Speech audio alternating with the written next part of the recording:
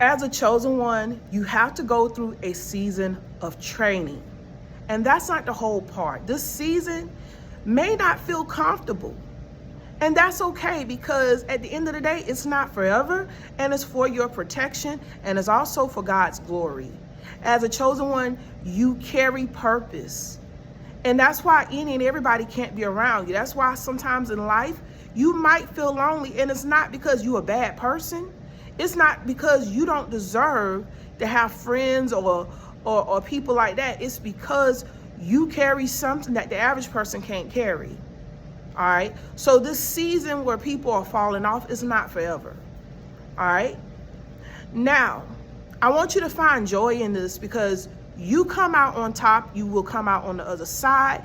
You're going to come out smarter, wiser, and more powerful.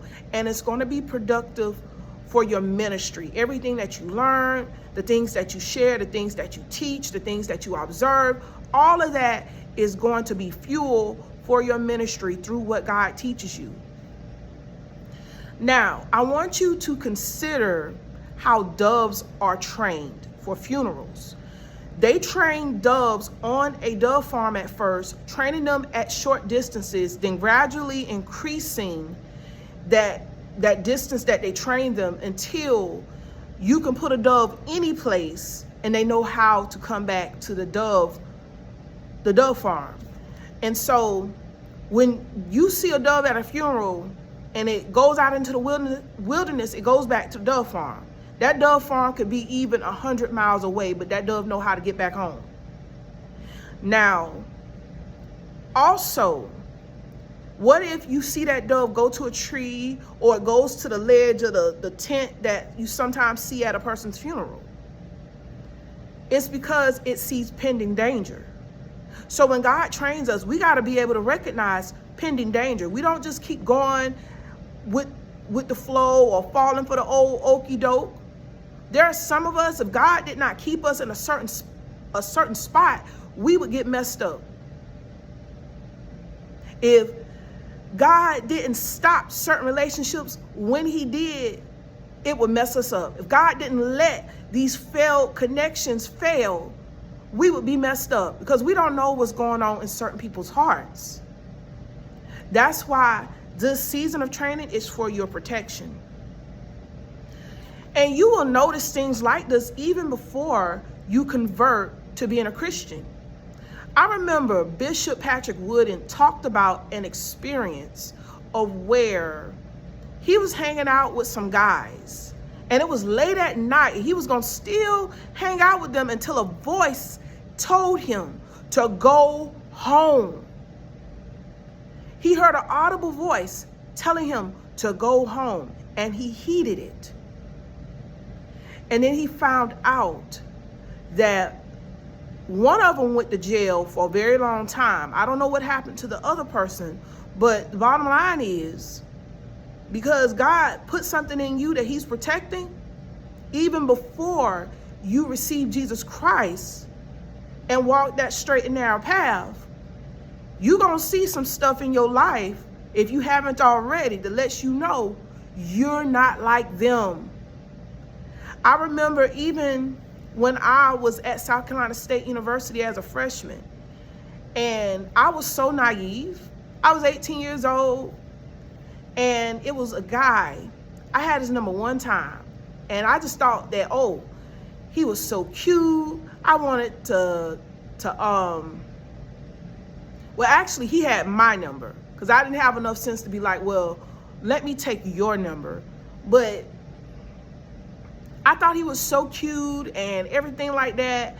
And he ain't called me every day. We never hung out or nothing like that. And then he called me one night in the middle of the night. And I was just so happy to hear from him. And so I was living in what is called Truth Hall, which is the tallest female dormitory on campus. Could be the tallest building in Orangeburg, for all I know. But that could have changed since they done started building stuff there. But anyways, I got on the elevator, went down to the 5th and 6th floor to where the elevator got stopped. So the elevator, it got stuck between the 5th and 6th floor. And meanwhile, he's waiting outside for me to come down. And there was another person on the elevator. So I was stuck on the elevator for 45 minutes. When I finally was able to reach the bottom floor, then I realized he was gone. And then he called me the next day to say what happened. Now, at the time, in my teenage mind, I'm thinking, oh, goodness, I missed out on a good person and blah, blah, blah. I was so naive because the questions that I ask about people now when I try to discern their motives or anything like that, I never asked those types of questions because I was so naive. I was just believing that the best about any and everybody. And you could still believe the best, but if somebody show you a mess, take it for what it is. But, you know, I never asked myself, well, why he haven't called me any other time or a time that's convenient? Why he calling me late at night to get me out of my sleep to come spend time with him or to be with him? So looking back at it, I see that God was protecting me from something that I could not see. And so that's what these seasons of training will do for you, is to train you, is to help you to pivot. And when God sends us out, we're going to be sheep amongst wolves. And we have to be wise as serpents, but harmless as doves. And you'll find this in Matthew 10 and 16. So we have to have knowledge. We got to be able to recognize danger. We got to recognize when it's time to go, when it's time to back off, when it's time to pivot, when it's time to not answer that phone. I remember one time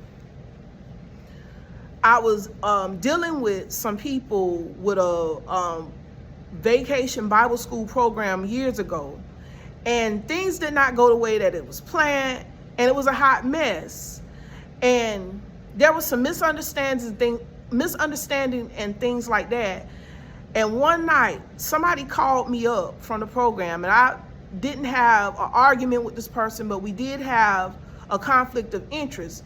In my nature, it was just natural for me to just pick up the phone and talk. But in that moment, I felt a heavy burden not to answer that phone. Okay, and that ain't the first time that happened to me. I had a heavy burden not to answer the phone for that person. Also, years ago, when I had a student that threatened to fight me and threatened to call somebody up to the school to come beat me up and things like that. And this is when I was at another school. And later on, after, you know, I wrote out all what happened, all what was said, then someone called me to tell me, somebody at the school told me that this parent wanted to speak with me. And I was about to return the call, and that same feeling came back over me. Don't return the call. Okay, so in the season of discernment, you're going to learn how God lets you know how not to fall for the old okie doke, or to don't get involved with certain things. All right, so this season of discernment is not punishment. It's to train you to be safe. It's to train you to recognize when God is talking to you. It's for God's glory, and it's not forever. If this message has inspired you, hit the subscribe button, and God bless you.